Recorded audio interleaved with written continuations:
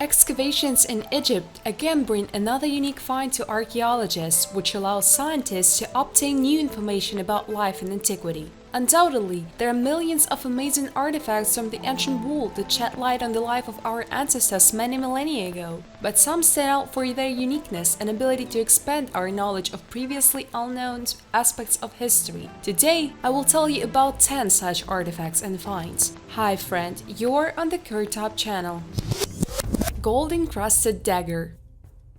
In 1808, William Cunnington, one of Britain's earliest professional archaeologists, discovered what became known as the King of Stonehenge crown jewels. They were found in a large Bronze Age mound just half a mile from Stonehenge. In a 4,000-year-old mound, Cunnington discovered a gold rhombus that served to attach a cloak and a patterned dagger. The original dagger was a dart with approximately 140,000 tiny gold rivets and only a third of a millimeter wide. To construct the hairpins, the craftsman had to first create an extremely thin gold wire, slightly thicker than a human hair. The end of the wire was then flattened to form of a hairpin head and cut with a very sharp flint or obsidian razor, just a millimeter below the head. This jewelry work was then repeated tens of thousands of times. Thousands of tiny holes were then made in the handle of the dagger, and a thin layer of wood resin was applied to the surface as glue to keep the pins in place. Then each pin was carefully inserted into its tiny hole. It was estimated that the entire process took at least 2,500 hours.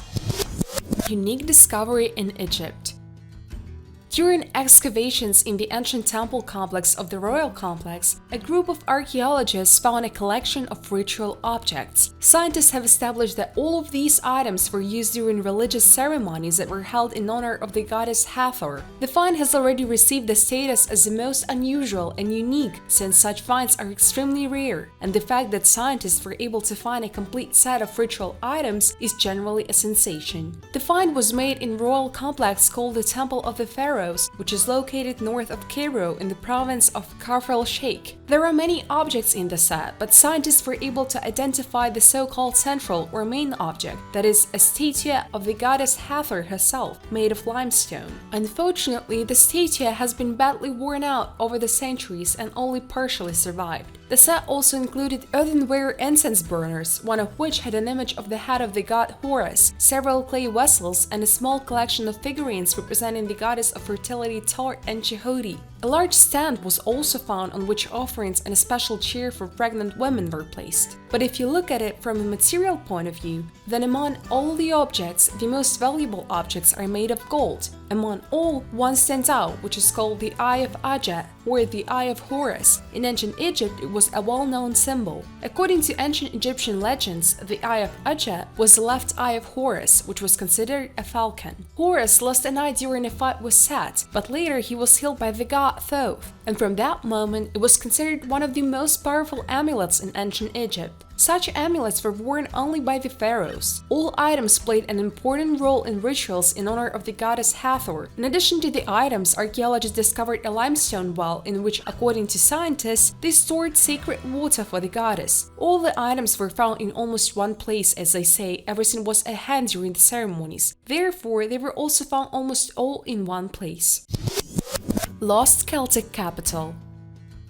A Bronze Age site in France may represent a lost Celtic capital, archaeologists have said, who have unearthed a treasure of jewelry, weapons, and chariot parts. The find was made by experts from Juan Juarez University of Toulouse near the French commune of Gand in the Allier department, about 130 kilometers northwest of Lyon. At that time, the Allier region has significant economic value due to the navigable Ciel River and local deposits of tin for making bronze, according to scientists. Excavations revealed a fortified settlement with an area of about 30 hectares, which had a double row of ramparts and stone walls 6 meters high. Hundreds of items have been unearthed at the site, believed to have been buried around 800 BCNS as part of a religious ritual. Such an abundance is rare in French fortifications. According to experts, this is one of the richest finds of Bronze Age metal tools ever found in Europe. Archaeologists believe that artifact deposits, 3 of which were laid out in huge vases, could have been buried to form a divine offering. This is indicated by the repeatability of their location. In the middle of each side, a layer of sharp object was found, found. In one case, weapons such as knives, spears, and swords, and in the other,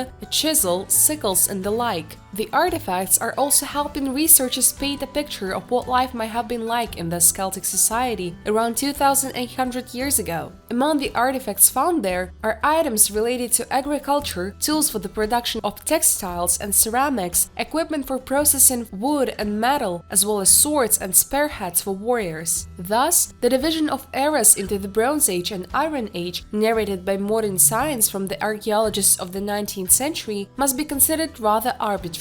Of the 327 Bronze Age settlements known in France, only this one has the richest assortment of the deposits, only 20. In addition, only a few forts of that era were found to have any metal artifacts. The people with the highest share of Denisovans DNA. Scientists have already found several evidences that in the distant past, our ancestors interbred several times with the Denisovans and other ancient species of people. It was believed that most of the DNA of the Denisovans was preserved in the genomes of the residents of the highlands of Papua in Indonesia, but even more DNA from Denisovans ended up in the genomes of the indigenous people of the Philippines, the Negritos, an ethnic group that calls itself the Aida Magbacan. As part of this study, scientists analyzed 2.3 million genotypes from 118 ethnic groups living in the Philippines. Several rather diverse ethnic groups that live in different parts of Southeast Asia are called Negritos. More than 30 ethnic groups of Negritos are recognized in the Philippines. Filipino Negritos have recently begun to mix with other East Asians who have almost no trace of Denisovans in their DNA. As a result, the share of Denisovans DNA also began to decrease in Negritos. If you do not take into account the East Asian kinship of the Negritos, then they have a significantly higher proportion of Denisovans genes than the indigenous Australians and Papuan. At the same time, the largest share is in the Aita Magbacan. This means that the Denisovans scattered across the islands of the Asia-Pacific region actively mixed with the arriving Australasians in different places and at different times. That is why the share of Denisovans genes differs so much among the modern inhabitants of this region. Ossuary.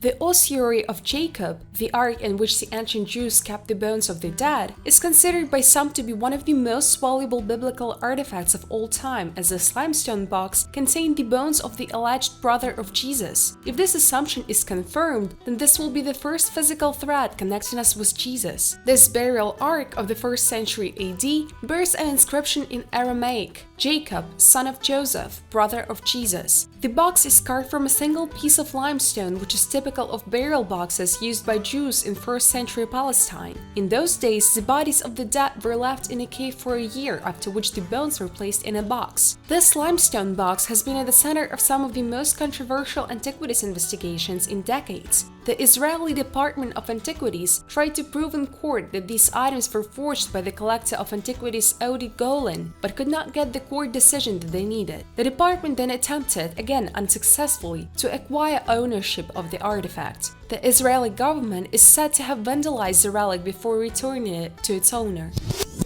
Jellyfish Turritopsis nutricula. The American writer John Updike once called the primitive multicellular volvox to those who invented death, because before that, unicellular, multiplying by division, created their copies and died only due to random reasons. Well, even if Updike is partially right, at least one animal seems to have managed to find a way out of the sad inevitability created by the volvox or a similar organism hundreds of millions of years ago. This is a Turritopsis nutricula jellyfish. She lives in tropical seas and reaches a length of just over 3 millimeters, and she lives for so long that no one knows exactly how much. Biologists have found that this jellyfish never grows old, but after reaching an adult state, it sinks to the bottom, becomes covered with chitin, and becomes a polyp. Under the chitinous crust, all cells of the inhabitant of the seas are renewed, after which the individual begins its life cycle anew. It is assumed that such a trick she is able to repeat an infinite number of times until someone eats her. And if this is really so, then we can see a living being that has been living for thousands or even millions of years. The Damascus Scroll will explain the mysteries of the Dead Sea Scrolls.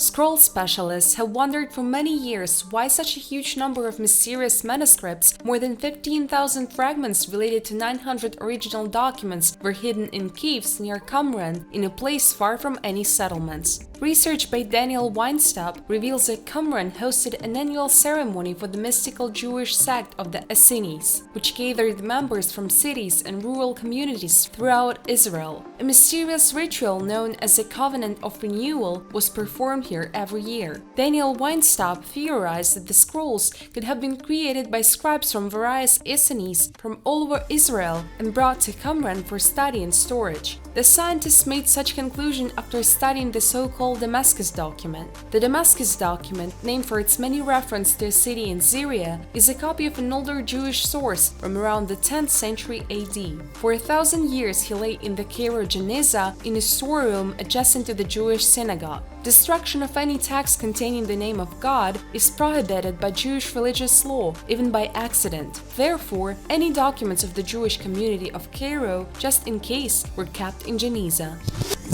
Ancient Egyptian symbol Jad. The Pillar of Jad was an object of worship in the pre-dynastic period, given its name to the city of Jad. This is clearly a stylized image, but there is controversy as to the origin of the symbol. As a hieroglyph, it came to represent stability and longevity, but it may have started out as a fertility fetish. It is believed that the Jad was a wooden pole to which sheaves of grain were tied after harvest. Alternatively, the symbol could represent 4 pillars of increasing size, visible one after the other, and thus symbolize the 4 pillars that firmly carry the sky. Finally, Jad can represent the spine of a human or a supernatural humanoid being, such as the god Osiris. However, many modern commentators see other possible interpretations. Some describe it as an electrical device with insulators, which others suggest that it was an energy generator. It has also been suggested that it is a remnant of an ancient cattle worshipping culture and represents the spine of a bull. During the ancient kingdom, Jad was associated with Ptah, who was given the epithet Noble Jad. Traces of the oldest life on Earth. Scientists from the University of Waterloo analyzed one of the world's oldest rubies, which is 2.5 billion years old. Inside this stone, researchers have discovered remnants of carbon that were once ancient life. Researchers studied the deposits of rubies in Greenland. In one of these samples, they found graphite, a mineral that is composed entirely of carbon. Analysis of this carbon showed that it is a remnant of early life on Earth. The graphite inside this ruby is truly unique. This is the first time we see evidence of ancient life in ruby-bearing rocks. The presence of graphite also gives us more clues to determine how the rubies formed in this place, which cannot be done directly from the color and chemical composition of the ruby. The researchers analyzed the isotopic composition of the carbon atoms of the graphite. It turned out that 98% of all carbon atoms have an atomic mass of 12, and only a few atoms are heavier. The researchers concluded that the lighter atoms used to be life, possibly cyanobacteria. The fact is that living matter consists mainly of lighter carbon atoms because they require less energy to be incorporated into cells. Scientists also believe that graphite was necessary for this ruby to form. The graphite altered the chemical composition of the surrounding rocks to create favorable conditions for ruby growth. Thor's hammer. The discovery of a Viking artifact has revealed a long-standing mystery associated with more than thousands of ancient amulets found throughout Northern Europe. These relics, known as Mjolnir amulets, were associated by historians with the Norse god Thor. However, this was a hypothesis, since none of them had inscriptions revealing them like the hammer of Thor. But in early 2014, on the Danish island of Lolland, another similar pendant was found, on which the runic inscription "This is a hammer" was located. Cast in bronze and probably plated with silver, pewter, and gold, the 1,100-year-old pendant shows that the Thor myth had a profound influence on Viking jewelry.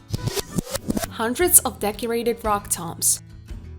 Turkish archaeologists during excavations in Blondas in Yusak have discovered 400 tombs carved into the rock, which are 1,800 years old. At that time, the ancient city was under the control of the Romans. It is noted that many tombs are decorated with images of wine branches, bunches of grapes, flowers, and mythological figures. Blondas was at the top of the hill and was surrounded by a canyon that provided protection from attacks. The tombs were carved into the steep slopes of the canyon. In addition to the tombs, a team of specialists discovered temples, a theater, a public bath, aqueducts, and more. Over the course of time, robbers destroyed some of the tombs, taking valuable items for themselves. However, many objects have survived. We are talking about fragments of ceramics, coins, and objects of burial. In addition, archaeologists have found frescoes that adorn 24 cells. Despite their poor condition, specialists managed to clean up some of the paintings. As a result, scientists saw that they depicted flowers, wines, geometric patterns, as well as mythological heroes. Kipu from Karal. The sacred city of Karal is a 5,000-year-old metropolis representing the oldest civilization on the American continent, known as Nordic-Checo or the Karal Soup culture. Among the many incredible artifacts found here, archaeologists have unearthed a piece of knotted thread known as a Kipu. The Kipu was used as a recording device, which consisted of colored, twisted, and stitched threads of llama or alpaca hair. The system is known to have aided in data collection and record keeping, ranging from text counting, population census, calendar information, and military organization. The cords contain numerical and other values encoded. Nodes and junctions also contain both statistical and narrative information that was ever readable in some South American cultures. In a number of villages, Kipu were more important objects and were used for ritual rather than recording. Before the discovery of Kipu, no other examples have been found in Kerala dating back to 650 AD. And at the end of the video, I would like to recommend that you subscribe to the channel and click on the bell. And those who write a kind comment will be in luck this year. So hurry up! Thanks for your views. Bye everyone!